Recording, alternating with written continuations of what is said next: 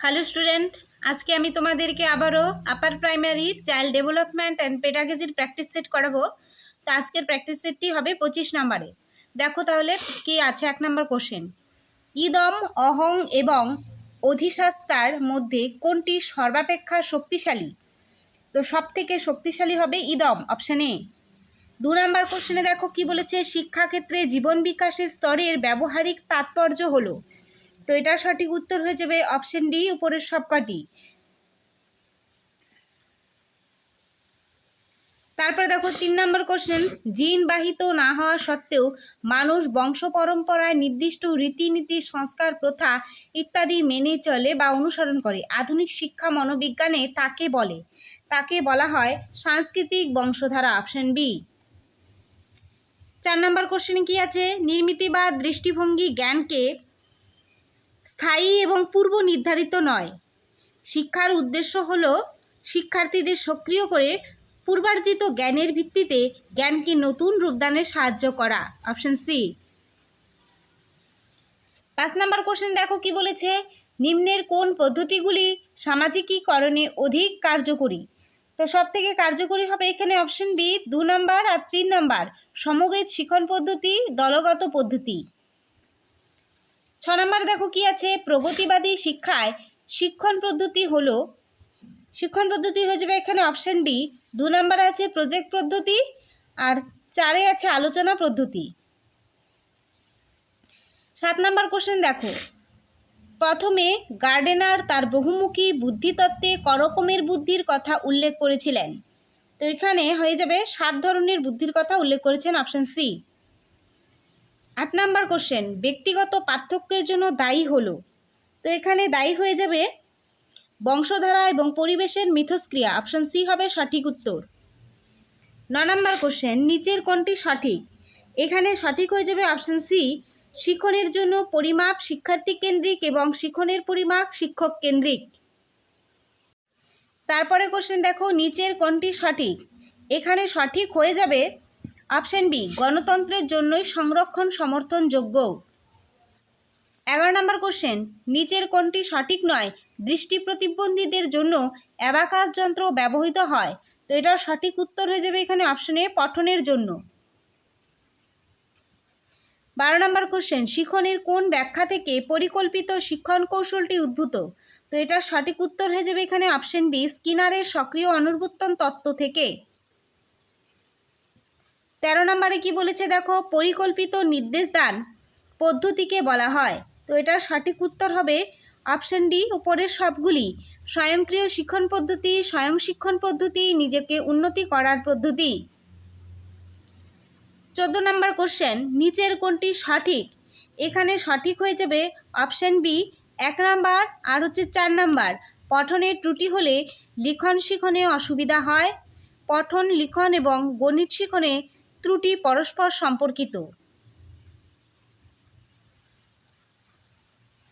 15 নম্বর question দেখো কি বলেছে, শিক্ষার প্রতি প্রেরণা আনয়নে বিদ্যালয় ব্যবস্থাপনার দায়িত্ব হলো। তো এখানে দায়িত্ব হয়ে যাবে সবকটিই। 16 নম্বর কোশ্চেন দেখো, পিয়াজের মতে বিকাশের প্রথম স্তরে শিক্ষার্থী সবচেয়ে ভালো শেখে ইন্দ্রিয় ব্যবহারের মাধ্যমে, অপশন ডি। তারপর দেখো 17 নম্বর কোশ্চেন, পিয়াজের জ্ঞানমূলক শিক্ষণ তত্ত্বে জ্ঞানমূলক সংগঠনের সংশোধন প্রক্রিয়াকে বলা হয়। তো এটা সঠিক উত্তর হবে এখানে অপশন ডি, সহযোজন। 18 নম্বর কোশ্চেন, দেখা গেল একদল ছাত্র একটি ছাত্রকে নিগ্রহ করছে। শিক্ষক হিসেবে এই ঘটনা দেখে আপনার প্রতিক্রিয়া কি হবে? তো এখানে আপনার প্রতিক্রিয়া হয়ে যাবে প্রত্যেক দোষী ছাত্রদের আলাদা করে পরামর্শ দেবেন, অপশন সি। 19 নম্বর কোশ্চেন দেখো কি বলেছে, কোনো বিষয় মনে রাখা বা ভুলে যাওয়া নির্ভর করে ব্যক্তির চাহিদা বা তাগিদের উপর। এটিকে বলা হয় প্রক্ষেপমূলক স্মৃতিভ্রষ্টতা, অপশন বি।